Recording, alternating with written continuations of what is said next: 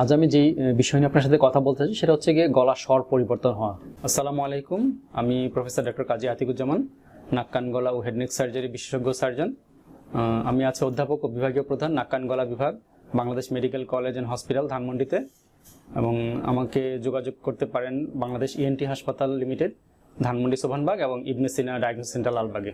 আমাদের গলার স্বরের জন্য বিভিন্ন অংশ দায়ী, তার মধ্যে আমাদের ভোকাল কর্ড সেটা হচ্ছে গিয়ে আমাদের গলার স্বরের প্রধান অঙ্গ। তো ভোকাল কর্ড যদি কোনো কারণে তার নর্মাল যে ভয়েস প্রোডাকশন করতে না পারে, তখনই আমাদের গলার স্বরটা পরিবর্তন হয়ে যায়।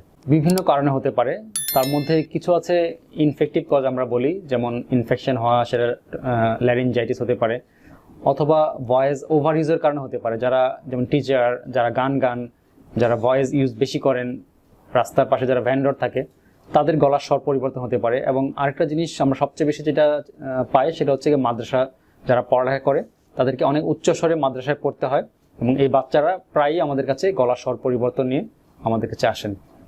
এটার মেইন চিকিৎসা যদি আমরা বলতে হয়, সেটা হচ্ছে তার গলার স্বরকে রেস্টে রাখা, আমরা বলি ভয়েস রেস্ট।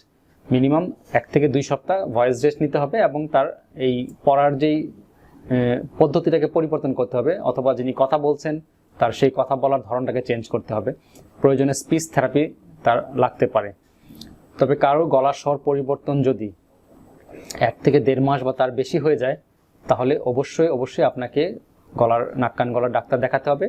গলার ফাইবার অপটিক ল্যারিঙ্গোস্কোপি পরীক্ষা করে দেখতে হবে যে কেন হয়েছে, এবং তদনুযায়ী চিকিৎসা করতে হবে। কারণ দীর্ঘমেয়াদী গলার স্বর পরিবর্তন গলার ক্যান্সারের লক্ষণ।